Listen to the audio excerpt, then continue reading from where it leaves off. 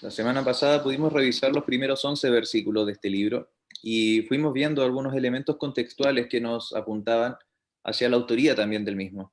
Pudimos revisar con la ayuda del Señor cómo es que, si bien este libro no tiene un autor explícito, sí se logra desprender de que muy probablemente haya sido Lucas el que escribió esto. Y lo podíamos ver en el comienzo del versículo 1, cuando nos refiere en el primer tratado, o Teófilo, y lo conectábamos con el inicio también del Evangelio de Lucas. Ese era el primer tratado que escribía Lucas a Teófilo, iba dirigido hacia Teófilo, en donde él le comentaba respecto a la obra del Señor Jesucristo. Y ahora en este segundo tratado, la importancia era centrarse en la iglesia de Cristo, porque entendíamos de que el Evangelio terminaba con la ascensión del Señor al cielo, pero venía toda esta obra que debía continuar. Entonces es Lucas quien le está escribiendo a Teófilo. Veíamos también la importancia que tenía el nombre, la significación que guardaba este nombre, porque Teófilo también significa el amante de Dios, esa palabra que uno logra como analizar en su origen. Teo significa Dios, filo hace una referencia al amor, entonces entendíamos de que Lucas le estaba escribiendo muy probable a Teófilo, un amante de Dios. Y veíamos esta relación con nuestros días, porque nosotros, quienes hemos creído, debemos ser amantes de Dios, debemos ser quienes están buscando una comunión íntima con Él. Entonces, podemos entender también cómo es que este libro, el libro de los Hechos, debe impactar nuestra vida, cómo es que debe llegarnos. Entonces, íbamos revisando eso en una primera instancia solo con el primer versículo, la autoría de este libro. Y veíamos cómo es que Lucas empieza a presentar de manera argumentativa muy clara qué es lo que estaba ocurriendo en aquellos días. Y lo podíamos revisar en el versículo 3. Nos plantea de que el Señor comenzó a aparecerse a los discípulos con muchas pruebas indubitables. Muy probablemente, y lo conectábamos con el término del Evangelio de Mateo, cuando el Señor ya había resucitado, había muchos discípulos que se habían trasladado a Galilea y tenían dudas, había ciertas incertidumbres de parte de ellos, no tanto por la resurrección en sí, sino por el poder que el Señor tenía. Si es que verdaderamente el Señor era o no completamente soberano, si es que Él estaba en control de todas las cosas. Y lo cierto es que acá comienza a plantear Lucas con este escrito de que el Señor se presenta con pruebas que eran innegables respecto a su resurrección, pero que también había una ordenanza, había una instrucción que el Señor les había dejado a los discípulos de aquellos días. Y lo cierto es que el Señor les indica primeramente que debían permanecer en la localidad porque habría de cumplirse la promesa del Padre, y esa promesa era la venida del Espíritu Santo. Y veíamos eso que el Señor les refiere que no iba a suceder en un tiempo muy distante. El versículo 5 nos dice dentro de no muchos días.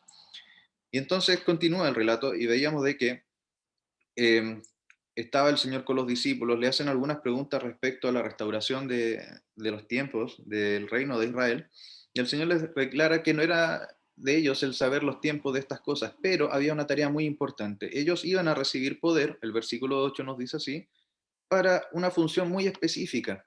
Y eso lo veíamos la semana pasada. A veces tenemos la sensación de que cuando recibimos poder podemos hacer las cosas libremente, podemos determinar según nuestro parecer, pero no, acá el poder que se les iba a impartir a los discípulos tenía una finalidad muy concreta, y ese poder era que debían ser testigos en Jerusalén, en toda Judea, en Samaria y hasta lo último de la tierra. Era importante cómo se va planteando esa distribución, porque entendíamos de que ellos iban a comenzar una obra que se iba a ir expandiendo. Jerusalén era el punto en donde ellos estaban reunidos. Entendemos de que Samaria está mucho más al norte, que se iba a ir expandiendo el Evangelio, pero no debía estar limitado a los límites de Israel, sino que debía llegar hasta lo último de la tierra. Y es allí donde nosotros nos podemos ver de manera muy clara, porque nosotros literalmente estamos al término del planeta, estamos ya al fin del mundo. Entonces, vemos de que el Evangelio nos ha alcanzado, vemos que el Evangelio ha cubierto todo el planeta, y esto es porque Dios así lo ha permitido, así entregó esta instrucción y así lo ha cumplido. Entonces, vemos esta instrucción. El Señor es llevado al cielo, dice la Escritura, de que es cubierto con una nube que les oculta de los ojos, y son los discípulos quienes estaban con los ojos puestos en el cielo en el versículo 10. Y allí veíamos cómo es que se aparecen dos varones con vestiduras blancas y les preguntan: ¿por qué estáis mirando al cielo? Esa imagen trataba de ilustrármela y me daba esa sensación cuando uno se queda pegado viendo algo y esperando a que eso no ocurra. Me imagino el sentimiento que debe haber estado en los discípulos en aquel momento. Se va el Señor, aquel que tiene todo el poder, todo el control, se va y nos quedamos solos. ¿Vamos a poder quizás cumplir esta tarea o no? Y lo cierto es que el Señor les había dicho que les iban a recibir poder. Y estos varones les recuerdan, ¿por qué estáis mirando al cielo? No criticando el hecho de que hayan estado mirando la ascensión del Señor, sino el hecho de que debían tener en mente de que ellos tenían una tarea que cumplir. Ellos debían ir y predicar el Evangelio cuando recibiesen el poder. Y lo cierto es que este es un llamado también para nosotros. Muchas veces podemos tener este temor, podemos sentir esa imposibilidad, pero tenemos este mandato que fue impartido para los discípulos en aquellos días y también para nosotros. Debemos ir y predicar. Y algo que me maravillaba cuando lo meditaba, para ir cerrando ya el resumen, era la promesa que está al término del versículo 11, cuando dice, este mismo Jesús que ha sido tomado de vosotros al cielo, así vendrá como la habéis visto ir al cielo. De la misma manera que terminaba el Evangelio de Mateo con una promesa, había una tarea que debían cumplir, pero había una promesa de que el Señor iba a estar con ellos todos los días, y así es efectivamente con nosotros. Acá también hay una tarea que debían cumplir los discípulos, debían ir y predicar, pero también hay una promesa, el Señor volverá. La tarea se va a cumplir, pero el Señor también ha de regresar. Y ese es el término de lo que pudimos ir revisando la semana pasada. Ahora, con la ayuda del Señor, me gustaría pedirle a Felipe si es que pudiese leer desde el versículo 12 hasta el término en realidad del capítulo, para ir revisando toda esa porción. Y eso. Ya, muy bien. Dice así la palabra del Señor. Dice, entonces volvieron a Jerusalén desde el monte que se llama del Olivar, el cual está cerca de Jerusalén, camino de un día de reposo. Y entrados subieron al aposento alto, donde moraban Pedro y Jacobo, Juan, Andrés, Felipe, Tomás, Bartolomé, Mateo, Jacobo, hijo de Alfeo, Simón el celote y Judas, hermano de Jacobo. Todos estos perseveraban unánimes en oración y ruego con las mujeres y con María, la madre de Jesús, y con sus hermanos. En aquellos días Pedro se levantó en medio de los hermanos y los reunidos eran como 120 en número, y dijo, varones hermanos, era necesario que se cumpliese la escritura en que el Espíritu Santo habló por boca de David acerca de Judas, que fue guía de los que prendieron a Jesús. Y era contado con nosotros, y tenía parte en este ministerio. Este pues, con el salario de su iniquidad, adquirió un campo, y cayendo de cabeza, se reventó por la mitad, y todas sus entrañas se derramaron. Y fue notorio a todos los habitantes de Jerusalén, de tal manera que aquel campo se llama en su propia lengua Aceldama, que quiere decir campo de sangre, porque está escrito en el libro de los Salmos, sea hecha desierta su habitación, y no haya quien more en ella, tome otro su edificio. Es necesario, pues, que de estos hombres que han estado juntos con nosotros todo el tiempo, que el Señor Jesús entraba y salía entre nosotros, comenzando desde el bautismo de Juan hasta el día en que de entre nosotros fue recibido arriba. Uno se ha hecho testigo con nosotros de su resurrección.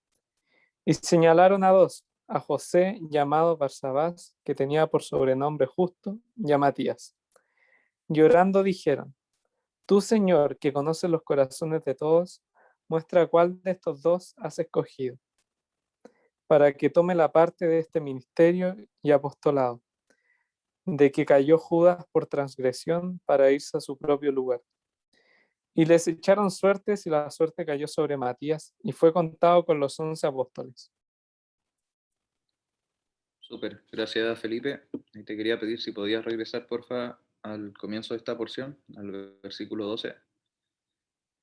Gracias. Ahí lo primero que podemos ir revisando son quizás elementos más contextuales para entender un poco lo que había sucedido cuando terminamos la semana pasada, los discípulos estaban contemplando la ascensión del Señor. Esta ascensión ocurre en aquel lugar, en el Monte de los Olivos, y luego de esto, son estos varones quienes les indican que debían irse de allí. Entonces ellos se van, y la Escritura nos refiere en el versículo 12 que volvieron a Jerusalén desde este sitio, el cual está eh, al equivalente de un camino de un día de reposo. Durante la semana estuvimos ahí conversando con mi papá respecto a cuánto era esta distancia. Y claro, hay un elemento histórico bien interesante. Esto equivale más o menos como a 1 kilómetro, son 900 metros aproximadamente. Eran 2000 codos. ¿Y por qué era una distancia tan corta? Más que nada esto es para reflejar lo cercano que estaba el Monte de los Olivos de la ciudad de Jerusalén. Esta distancia guarda un trasfondo cultural también para la nación de Israel. Era la distancia que existía, era la distancia máxima que existía finalmente entre el tabernáculo cuando iban por el desierto hasta la última, las últimas tiendas que se iban posicionando alrededor de él. Se entendía que en el día de reposo esa era la distancia que recorría un israelita desde el extremo del campamento hasta el tabernáculo para ofrecer sacrificio. Entonces, era una distancia más bien para tener en perspectiva que era no algo tan extenso de recorrer. Entonces, veíamos de que acá los discípulos, luego de haber presenciado la ascensión del Señor, se van desde el Monte de los Olivos hasta Jerusalén y allí, nos dice la Escritura en el versículo 13, suben al aposento alto, en donde estaban todos los apóstoles que salen mencionados acá: Pedro, Jacobo, Juan, Andrés, Felipe, Tomás, Bartolomé, Mateo, Jacobo, Simón y Judas, el hermano de Jacobo. Pensaba por qué la Escritura nos señalaba a los apóstoles con un nombre en particular, identificándolos a cada uno. Y creo que, o sea, supongo en realidad que puede ser por ello, va a dar un énfasis no menor y lo conecta con lo que va a presentar posteriormente Pedro. ¿Por qué hacen estas distinciones? Porque verdaderamente de los 12 inicial faltaba uno, faltaba Judas. Estaban todos identificados menos Judas. Judas, posteriormente Pedro es quien refiere lo que habría sucedido con él. Y si nosotros tomamos lo que estaba pasando en aquel entonces, veíamos y revisábamos también cuál muy probablemente era el pensamiento de los discípulos al momento en el que el Señor partió de este mundo y ascendió al cielo, era esta sensación de vacío, esta sensación de pérdida, esta sensación de que algo nos falta. Pero eso no solamente estaba limitado al plano del Señor, sino que también muy probablemente deben haber experimentado esto con la pérdida de uno de sus pares, que era Judas. Perdimos a uno de los que estaba en este ministerio. Entonces podemos contemplar esa lista que al menos la encontraba interesante. Faltaba no solamente el Señor, sino que también uno de los que estaba con nosotros a la par. Y lo cierto es que, pese a ello, vemos la escritura, estaban en el aposento alto y nos refiere que estaban haciendo algo los que estaban reunidos allí. Y era en el versículo 14, que al menos en mi Biblia lo resalté: todos estos perseveraban unánimes en oración y ruego con las mujeres y con María, la Madre de Jesús, y con sus hermanos. Acá quiero hacer quizás un alto, quiero también hacer un paréntesis no menor, porque contemplando lo que ocurre en la religión popular, y también en muchos otros credos ocurre algo parecido, se tiende a ensalzar en sobremanera las figuras de ciertas personas, de ciertos individuos, y se tiende a menoscabar también a otros. Pero nosotros entendemos, a la luz de las escrituras, que todos somos hermanos finalmente, todos constituimos un mismo cuerpo.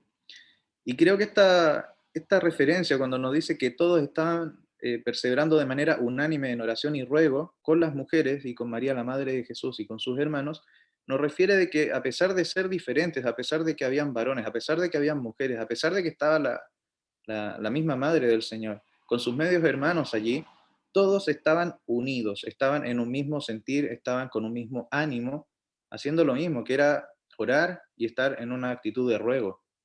Ese finalmente debiese ser el sentir de todo creyente, debiésemos estar unidos en un mismo sentir, buscando alabar, buscando adorar al Señor en todo momento, no observando esas diferencias que muchas veces pueden ser propias del carácter o de cómo somos nosotros en nuestra personalidad. Lo cierto es que acá, a pesar de todo eso, estaban unidos, y eso es algo que al menos me maravilla.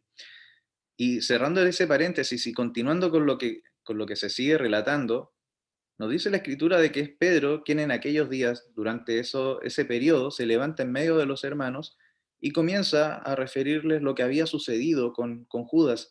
Y por eso hacía la conexión con lo que anteriormente estaba referido. ¿Por qué es que se mencionaba el nombre de cada uno de ellos? ¿Por qué se marca este paréntesis en el versículo 14 respecto a la importancia de la unidad? Es porque acá vamos a ver cómo es que verdaderamente la obra del Señor debe ser ejecutada de esta manera. La importancia del cuerpo no es menor, es el cuerpo quien se moviliza, movido por el Espíritu Santo, para predicar, para poder llevar el mensaje de salvación. Y lo cierto es que acá primero Pedro comienza a explicar qué es lo que había sucedido y cómo es que lo que había realizado Judas incluso estaba escrito ya de antemano, estaba en las escrituras. Dice, varones hermanos, era necesario que se cumpliese en la escritura en que el Espíritu Santo habló antes por la boca de David acerca de Judas. Muy probablemente los hermanos que estaban allí reunidos tenían esta inquietud. Quizás Judas hizo algo como que hubiese escapado a la soberanía de Dios, y lo cierto es que no. Dios es completamente soberano, incluso en esas circunstancias que pudiesen ser tan adversas, Dios ya lo tenía de antemano contemplado y de hecho lo habría incorporado en la escritura. Y es Pedro quien toma esto y lo refiere y lo explica. Era necesario que se cumpliese la escritura. Y comienza a plantear qué es lo que sucedió. Nos dice la escritura de que Judas con el salario, dice, de su iniquidad adquirió un campo. Acá podemos entender que con la entrega de su dinero, como los religiosos tomaron eso y compraron un terreno, se entiende como que él lo hubiese adquirido. Y ese terreno tenía un nombre muy particular que significaba campo de sangre. Allí podemos ver qué es lo que finalmente ocurrió con el cuerpo de Judas. Judas, su cuerpo cayó y finalmente se esparcieron sus entrañas por allí.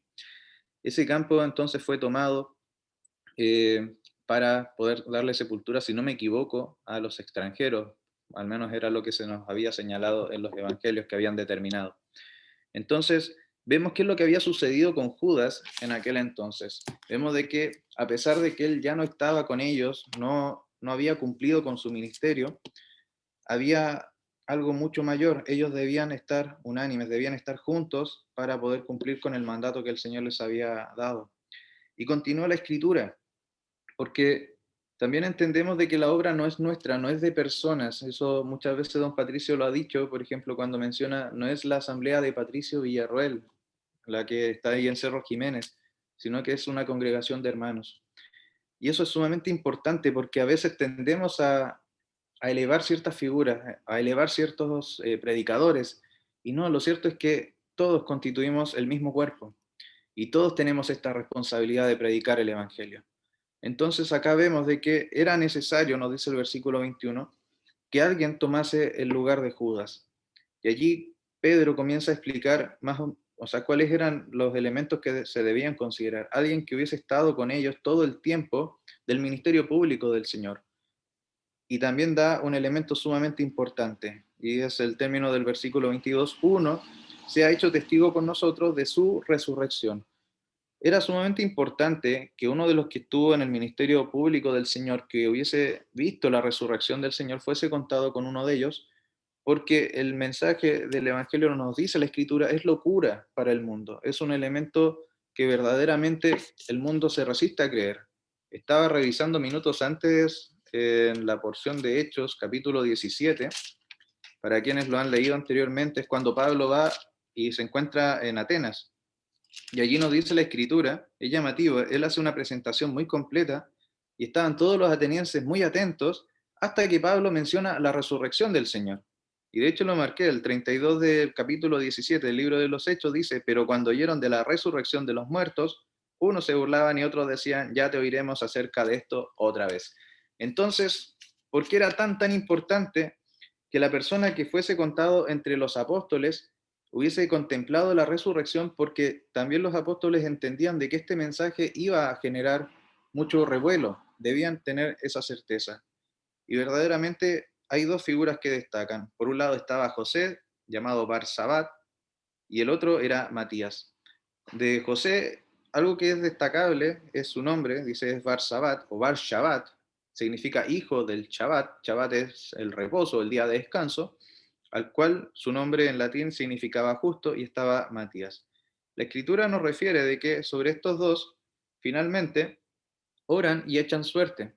Algo que conversaba también con mi nona hoy día en la tarde era respecto a esta práctica. En el Antiguo Testamento hay muchos casos en donde se echaba suerte para ver cuál era la voluntad de Dios que se iba a cumplir. De hecho, en el libro de Levítico, en el capítulo 16, versículo 8, tengo acá marcado, hay, sí, en esa porción, nos dice la escritura de que hay un acto que tenía que realizar Aarón con dos machos cabríos y que se iba a echar suerte por uno por Jehová y por otro por Azazel. Eso finalmente era algo que estaba avalado en ese momento de la escritura para ver cuál era la voluntad de Dios. Habían otras porciones, por ejemplo, cuando Josué habían sufrido una derrota con Jai, cuando iban llegando como a la tierra de Canaán, y ven de que había una persona que había cometido un pecado, nos dice la escritura de que es el Señor que le dice que se presentase dicha tribu delante de ellos, y hay versiones en la NBI, por ejemplo, que plantea de que se iba echando suerte para ver cuál era primeramente la tribu, cuál era el grupo familiar, hasta llegar hasta verdaderamente el implicado en el pecado. Entonces, era una práctica que acá podemos contemplar, que se empleaba en aquel entonces para conocer la voluntad de Dios, pero también un escritor hacía el alcance de esto, y con esto al menos quiero ir cerrando. Esta es la última vez que vemos que se echa suerte, porque posterior a ello vamos viendo el actuar de manera mucho más palpable del Espíritu Santo. Nosotros entendemos de que una vez que el Espíritu Santo desciende en Pentecostés, hay una forma de interactuar que es distinta, que es diferente. El Espíritu Santo sella al creyente y comienza también a guiarle de una manera constante, lo cual vamos a ir viendo en la revisión del libro de los Hechos posteriormente. Y con eso al menos quiero ir cerrando ya mi intervención y dejar ahí a otros hermanos que puedan ir comentando, complementando y añadiendo más información. Eso.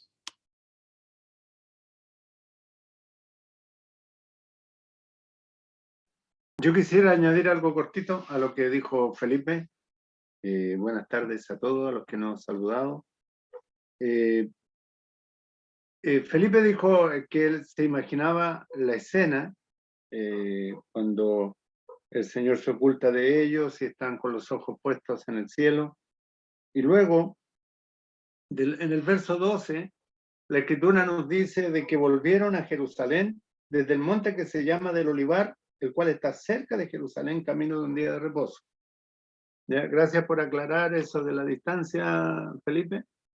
Es interesante también porque a veces, en cierta oportunidad, yo escuché a un predicador, no sabría decirlo en dónde fue, pero me quedó en la retina de la mente, en el pensamiento de que el camino del día de reposo era de un día de reposo, de lo que demoraban las 24 horas del día sábado, lo que se podía caminar en el día de reposo. Fue eso lo que dijo el predicador. Pero gracias por aclarar. Y me parece que aquí al volver a Jerusalén, volvieron al aposento alto, donde habían instituido la cena del Señor. Ahí en el Evangelio de Juan, Lucas, Mateo, lo mencionan también, Juan 21, sino 20, Juan 20. Después de la crucifixión, el primer día de la semana, bueno, el Señor ha partido,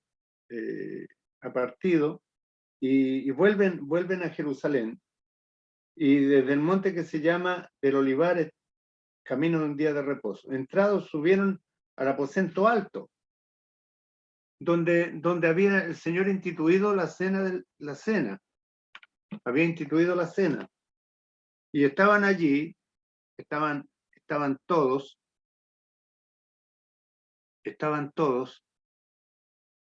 y están nombrados ellos, y no estaba Judas. Y allí Pedro está él hablando acerca de Judas, y fue en aquel instante, en el mismo aposento donde se instituye donde se instituye la cena, y desde el capítulo 17 el Señor sale de ahí y cruza hacia el Monte de los Olivos, hacia el Olivar. En el capítulo 18 de Juan, verso 1, cuando dicen, van al otro lado del torrente de Cedrón, donde había un huerto, y están allí en el huerto de los Olivos, el cual entró con sus discípulos. Y allí llega Judas y se desarrolla todo lo que ya conocemos. Y en ese aposento es donde es derramado el Espíritu Santo de Dios. Ahora, me cabe la duda a mí de cuando se echan suertes, están los dos que han sido, que fueron nombrados, los dos que son nombrados, y se echan suertes, pero de esos no se escucha más acerca de ellos, sino que el que yo creo que toma el lugar de Judas allí es el apóstol Pablo. Es el apóstol Pablo el que va a tomar ese lugar, el que va a tomar, dice, tome otro su oficio, tome otro el oficio de apóstol. Pero el apóstol tenía que haber tenido contacto con el Señor, tenía que haberle visto, y el apóstol Pablo lo tiene después en el capítulo 9. Es necesario pues que de estos hombres que han estado junto con nosotros todo el tiempo que el Señor Jesús entraba y salía entre nosotros, comenzando desde el bautismo de Juan hasta el día en que entre nosotros fue recibido arriba, uno se ha hecho testigo con nosotros de su resurrección. Y ellos señalan a José, llamado Barsabás, que tenía por sobrenombre Justo, y a Matías, los dos. Pero ninguno de los dos más adelante es relevante su participación, ni tienen protagonismo tampoco, sino como se mencionó en la reunión pasada, del capítulo 1 al 12 está Pedro, y del capítulo 13 en adelante el protagonismo es del apóstol Pablo y Saulo de Tarso, que se convierte allí en los primeros capítulos. Se le echaron suerte, y la suerte cayó sobre Matías y fue contado con los 11 apóstoles. Pero no es mencionado más. Así que en este paréntesis que mencionaba Felipe, del verso 14, allí hasta el 21, hasta el 21, se mencionan las características que tenía que tener el que tomaría el lugar, ¿ya? Se menciona el lugar donde están, el aposento alto, y estaban allí,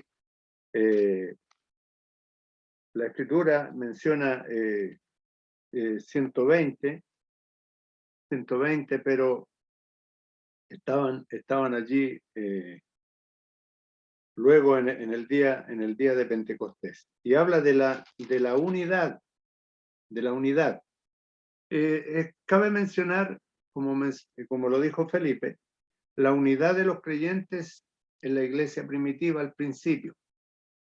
Estaban en el verso 14 unánimes. Y en el verso 11 dice, ¿por qué estáis mirando al cielo? Este mismo Jesús que ha sido tomado de vosotros al cielo, así vendrá como le habéis visto ir al cielo. También estaban en un mismo sentir.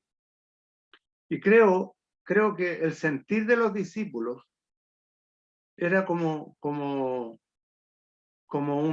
el abandono, que yo no sé si, cuando todo concluye, cuando un gran evento se acaba, yo no sé si los jóvenes lo han vivido en las conferencias, cuando hemos estado en las conferencias de Ovalle años atrás, y estábamos los 4 días, y estaba toda la efervescencia de la conferencia, Pero luego venía como una depresión, porque todo se acababa y todos estaban empacando, todos se iban, y ya cada uno de vuelta a su ciudad, al terminal, otros tomaban los vehículos y uno veía los vehículos partiendo, de regreso cada uno a su ciudad.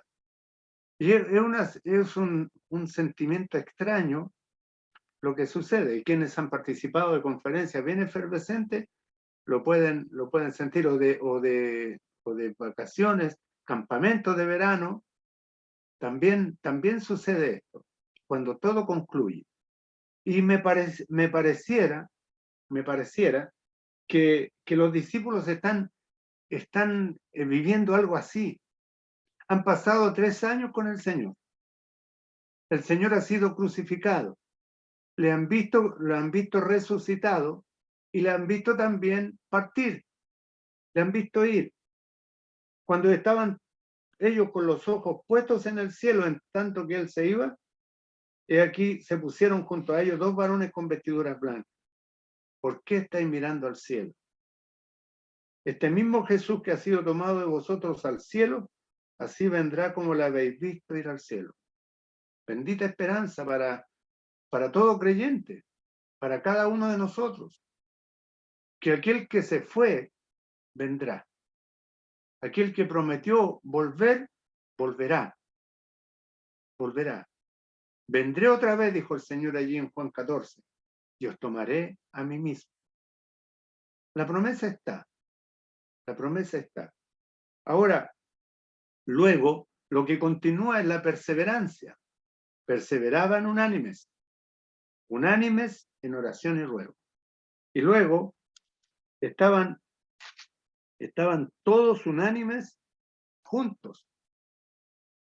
Estaban en un ánimo y estaban juntos. Esto es primordial. Como lo dijo Felipe, el poder disfrutar de la armonía de los creyentes. Mirad cuán bueno y cuán delicioso es habitar los hermanos juntos en armonía.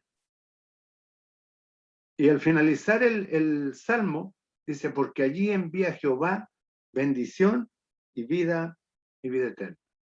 Y luego que están todos unánimes juntos, viene la bendición, el derramamiento del Espíritu Santo, el bautismo del Espíritu Santo de la iglesia. Aquí dejo mi participación y le doy la bienvenida al hermano Reinaldo Mota, que es un obrero en Honduras. Bienvenido, hermano Reinaldo. Estamos casi por concluir, pero muy bienvenido aún así. Veo que el Pato levantaba la mano, por si es que quieres hacer un comentario para ir cerrando quizás. ¿Sí? Sí, Dale, sí, sí. dale, Pato. Quería comentar sobre la ascensión, algunas cosas. Es importante el hecho de que hayan 2 varones.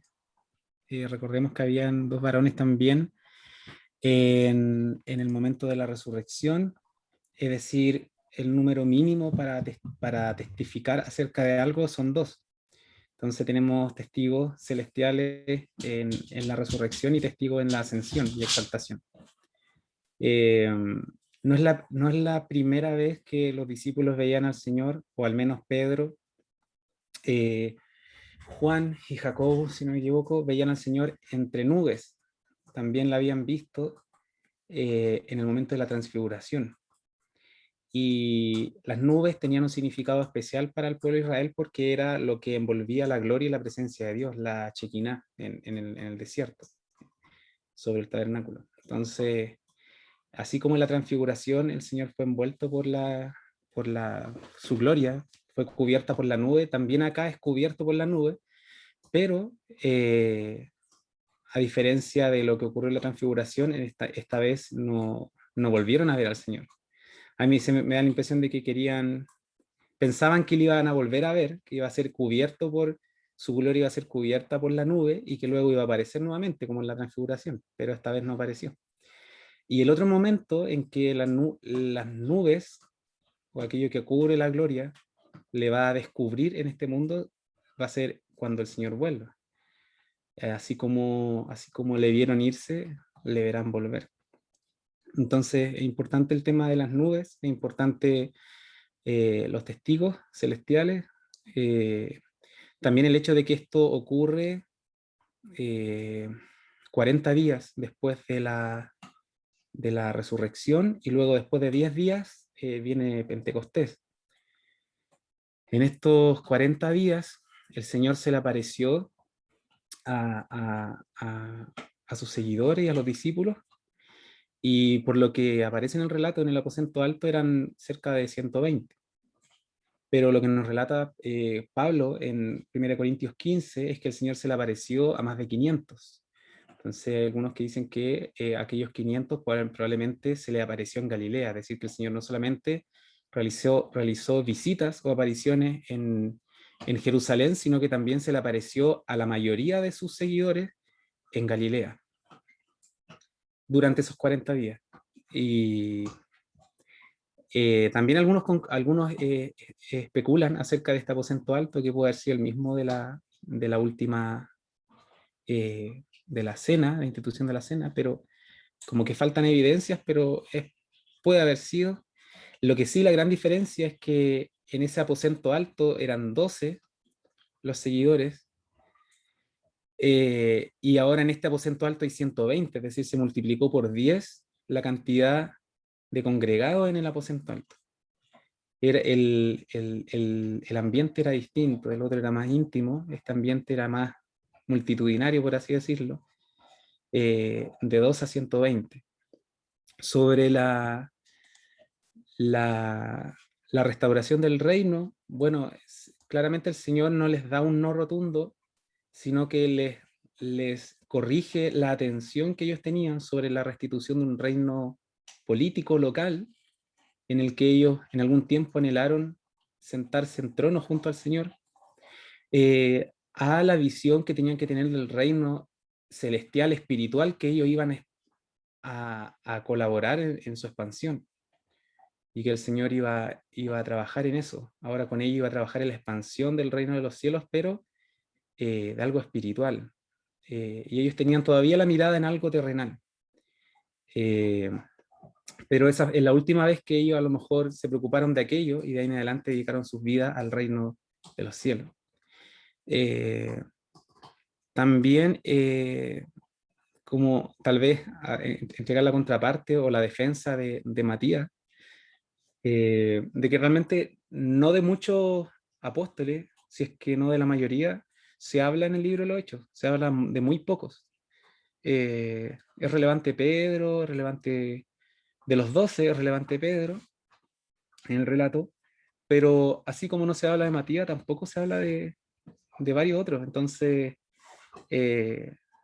no hay bases para deslegitimizar a Matías.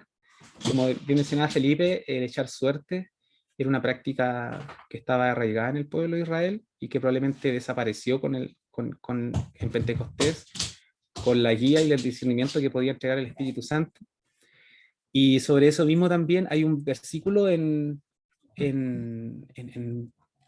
Proverbios que dice: la suerte se echa en el regazo, en Proverbios 16:33, más de Jehová es la decisión de ella.